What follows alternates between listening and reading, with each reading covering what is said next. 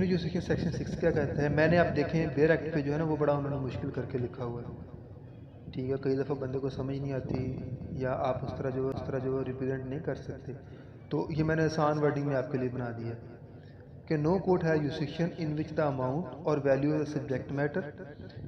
कोई भी कोड जो है उसको यूसिशन हासिल नहीं है इन विच द अमाउंट जिसमें अमाउंट और वैल्यू जो है सब्जेक्ट मैटर की exceed the pecuniary limits of that code, वो उस कोड की जो है वो पिक्नरी लिमिट से एक्सीड कर रही है, उस कोड को कोई यूसिशन हासिल नहीं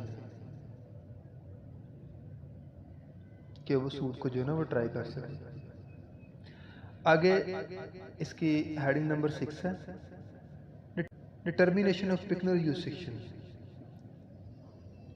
पिक्नरी यूसिशन जो है वो उसको कौन डिटर्मिन करता है, ठीक है। ये बड़ी इंपॉर्टेंट हेडिंग है, ये आपने लाजमी तौर पे जो है ना वो इसको नोट करना है। पिक्नरी यूसिशन जो है वो हमेशा जो है ना वो हाई कोर्ट जो है ना डिटर्मिन करती है सिविल जज, और ये कहाँ पर बताया गया है, ये सेक्शन 6 है पंजाब सिविल कोड ऑर्डिनेंस 1962 का, वहाँ पर उन्होंने बताया है द यूसिक्शन ऑफ सिविल जजेस in exercising original civil jurisdiction shall be determined by the high court. लाजमी तौर पर शैल का वर्ड है, लाजमी तौर पर जो है वो हाई कोर्ट डिटर्मिन करेगी। हम शैल और मे के बारे में आपको बताएंगे कि इनका क्या डिफरेंस होता है, और शैल जो है डायरेक्टिव नेचर का और मैंडेटरी नेचर के दो तरह के होते हैं, जो उनमें क्या डिफरेंस है इंशाल्लाह जी हम जो है ना ये डिस्कस करेंगे जब भी हम बेयर एक्ट जो आगे पढ़ेंगे। आगे 7 नंबर हेडिंग जो है जो हमारा मेन क्वेश्चन था कि पिक्नरी यूसिक्शन और सिविल कोड्स के सिविल कोड्स की पिक्नरी यूसिक्शन क्या क्या है, यानी वो कितनी वैल्यू और सब्जेक्ट मैटर तक सूट को सुन सकते हैं।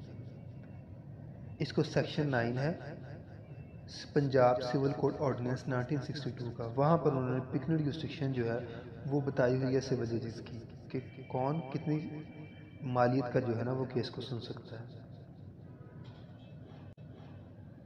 Pickering jurisdiction of civil courts is regulated by the Punjab Civil Code Ordinance 1962 in the following manners। नीचे मैनर्स में उन्होंने बताया गया jurisdiction of civil judges first class। Civil जज फर्स्ट क्लास की jurisdiction कितनी है, वो कह रहे हैं सिविल जज first class has unlimited jurisdiction to try the civil suits, यानी कि सिविल जज फर्स्ट क्लास जो है उसके पास अनलिमिटेड jurisdiction है, यानी जितनी मालियत का मर्जी केस आ जाए 10-20 लाख 40 लाख करोड़ 2 करोड़ जितने का मर्जी आ जाए, उसके पास जो है वो अनलिमिटेड jurisdiction है, वो कोई भी केस सुन सकता है। आगे jurisdiction ऑफ सिविल जज सेकंड क्लास की अब jurisdiction क्या है। सिविल जज सेकंड क्लास है jurisdiction not exceeding 5 million rupees. Second class के पास कितनी jurisdiction है, not exceeding 5 million. 5 million means 50 lakh, यानी कि 50 लाख से एक्सीड नहीं करनी चाहिए। जो वैल्यू है सब्जेक्ट मैटर की सूट की वो 50 लाख से एक्सीड नहीं करनी चाहिए। इन शॉर्ट 5 मिलियन से जो है ना वो एक्सीड नहीं करनी चाहिए। ये वर्डिंग आपने लाजमी लिखनी है, नॉट एक्सीडिंग। कई दफ़ा स्टूडेंट क्या करते हैं कि वैसे लिख देते हैं कि सिविल सेकंड क्लास जुरिस्डिक्शन है 5 मिलियन। 5 मिलियन आपने ऐसे नहीं लिखना, ये वर्डिंग आपने लाजमी लिखनी है, नॉट एक्सीडिंग। ये वर्ड जो है ये वाला सबसे इम्पोर्टेंट वर्ड है, ये वाला। अब आगे थर्ड क्लास की जो है, थर्ड क्लास के पास जो है ना वो सिविल नॉट एक्सीडिंग 1 मिलियन यानी 10 लाख तक वो सुन सकता है सूट जो है। तो ये सिविल जजेस की जुरिस्डिक्शन होगी कि सिविल जज के पास कौन कौन सी है। फर्स्ट क्लास के पास अनलिमिटेड है, सेकंड क्लास के पास 5 मिलियन है नॉट एक्सीडिंग 5 मिलियन, और थर्ड क्लास के पास नॉट एक्सीडिंग 1 मिलियन है। अब नेक्स्ट हेडिंग आ जाए कि डिस्ट्रिक्ट कोर्ट के पास जो है ना वो क्या जुरिस्डिक्शन है सूट को ट्राई करने की। अगर हम डिस्ट्रिक्ट कोर्ट पे आए तो डिस्ट्रिक्ट कोर्ट जो है ना वो उसके पास डुअल जुरिस्डिक्शन, किसी भी सिविल सूट को ट्राई करने के डुअल जुरिस्डिक्शन उसके पास है। एक उसकी रीजनल है कि जब ओरिजिनली हम डिस्ट्रिक्ट कोर्ट में सूट फाइल करते हैं, और एक उसकी एपलेट है कि जब उसके पास हम अपील, रिवीजन, रिव्यू वगैरह लेके जाते हैं, तो उस हवाले से जो है ना वो उसकी एक रिस्ट्रिक्शन है। ओरिजिनल जो है वो तो भैया उसकी अनलिमिटेड ही होगी, जिस तरह ऊपर है। वो कह रहे हैं the original restriction of district court is unlimited try the civil suits, के ओरिजिनल रिस्ट्रिक्शन जो डिस्ट्रिक्ट कोर्ट की है वो अनलिमिटेड है किसी भी सिविल सूट को ट्राई करने की। एपलेट रिस्ट्रिक्शन क्या है? The appellate restriction of district court is not exceeding 50 million rupees, यानी कि 5 करोड़। एपलेट रिस्ट्रिक्शन जो है ना डिस्ट्रिक्ट कोर्ट की, वो 5 करोड़ से, इन शॉर्ट 5 मिलियन रुपीज़ से, 50 मिलियन रुपीज़ से जो है ना वो एक्सीड नहीं करनी चाहिए। अगर एक्सीड करेगी तो फिर क्या होगा, वो हम नेक्स्ट आगे हेडिंग में पढ़ते हैं। आगे appellate restriction of high court, ठीक है, इसका सेक्शन 18 है, पंजाब सिविल कोड ऑर्डिनेंस 1962। वो कह रहे हैं कि अब जो है ना वो when the amount of subject matter exceed 50 million rupees. अब हमने देखा ऊपर के डिस्ट्रिक्ट कोर्ट की एपलेट रजिस्ट्रेशन कितनी थी, 50 मिलियन, यानी कि 50 मिलियन तक अपील रिव्यू वगैरह सुन सकता था। अब भैया ये भी तो हो सकता है ना कि 50 से ऊपर चले जाए कोई सब्जेक्ट मैटर वैल्यू जो है 50 मिलियन से। अब ऊपर जाएगी तो फिर हम कहाँ पर अपील करेंगे? वो कह रहे हैं कि जब ऊपर जाएगी उसकी 50 मिलियन से तो फिर हम हाई कोर्ट में अपील करेंगे, और हाई कोर्ट की जो पिक्यूलियर जुरिसडिक्शन है वो 50 मिलियन से ऊपर जितने भी केस हैं वो हाई कोर्ट के पास उसकी अपील जाएगी, तो उसकी जुरिसडिक्शन जो है ना वो उसको सुनेंगे। अब नेक्स्ट आ गया heading jurisdiction in suits against federation और पब्लिक ऑफिसर्स। सेक्शन 24 है पंजाब सिविल कोड ऑर्डिनेंस 1962 का। वो हमें बताता है कि अगर हमने गवर्नमेंट के अगेंस्ट, फेडरेशन के अगेंस्ट, पब्लिक ऑफिसर या पब्लिक सर्वेंट्स के अगेंस्ट जो है ना सूट वगैरह करना है, तो फिर पिक्यूलियर जुरिसडिक्शन जो है वो हम किस यानी कि सिविल जज या कोर्ट के पास करेंगे, उसकी पिक्यूलियर जुरिसडिक्शन क्या होगी।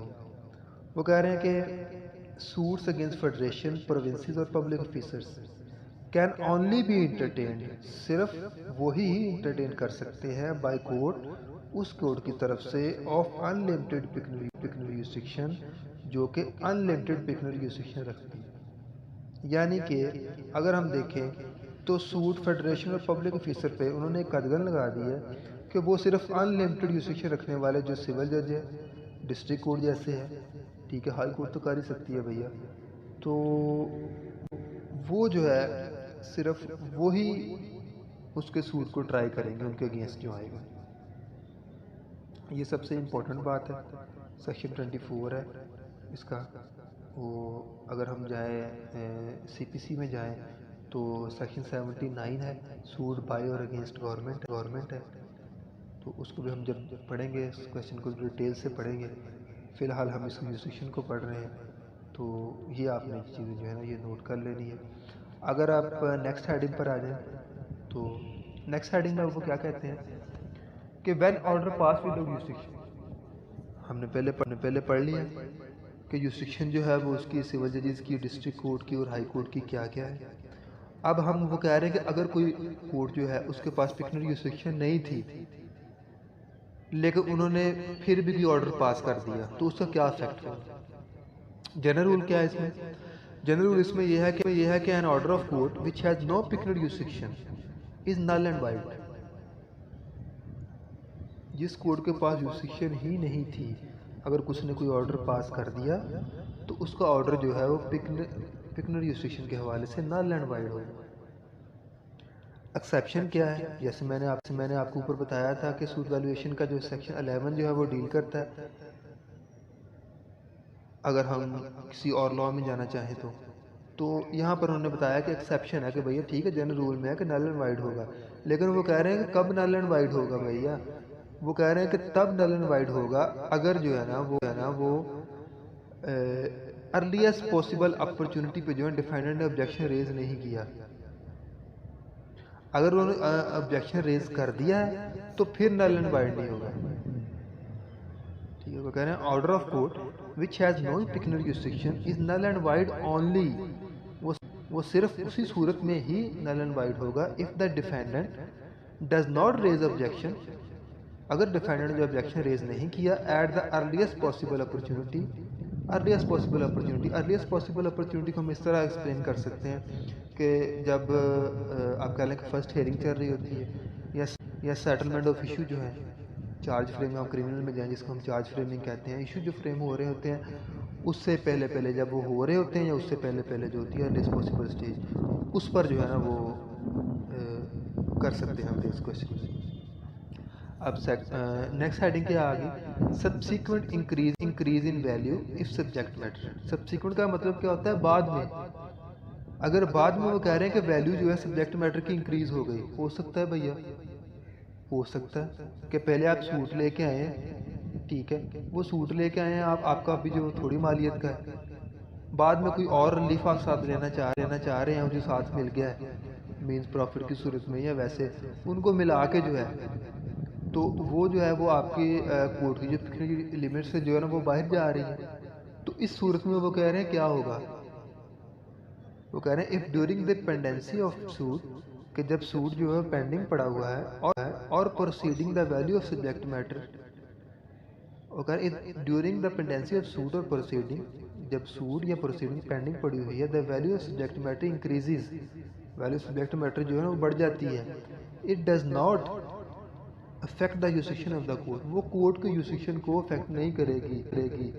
मतलब ये है कि वो ही कोर्ट जो सुन रही है वो बाद में अगर बढ़ भी जाए, जब उसने एक दफ़ा स्टार्ट कर दिया है सुनना, जब पहली दफ़ा उसको थी, बाद में कोई और आप रिलीफ लेके आ गए, साथ बढ़ भी गई है, तो उसकी यूसिक्शन पे कोई इफेक्ट नहीं पड़ेगा। वो कह रहे हैं कि भैया वही सुनेगी, उसको कोई फ़र्क नहीं पड़ेगा।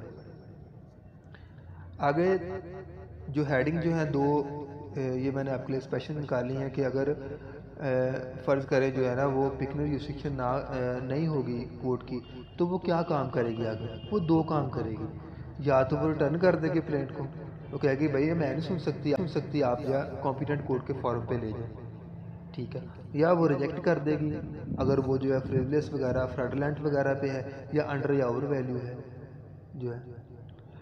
अब कहते हैं कि when the court has no jurisdiction the plaint shall be returned to file in the proper court, कि जब कोर्ट के पास यूसिक्शन ही नहीं होगी तो कोर्ट जो है प्लेंट को रिटर्न कर देंगे कि भैया आप जाएं और जाके प्रॉपर फॉर्म पे जो है ना इसको फाइल कर दें। इसका ऑर्डर 7 है, रूल 10 है, ये तो बड़ा मशहूर है अदालतों में, हर जगह पे हर बंदे को एक ही CPC में प्रोविज़न 2-3 ही आती होती हैं ज़्यादातर, उनमें से ये भी 2-3 थी, 7-10 और 7-11। अगर रिजेक्शन ऑफ प्लेंट है, रिजेक्शन ऑफ प्लेंट का ऑर्डर 7 है, रूल 11 है, वो कह रहे हैं the plaint shall be rejected, लाजमी तौर पर रिजेक्ट होगी, where the plaintiff claim is based upon,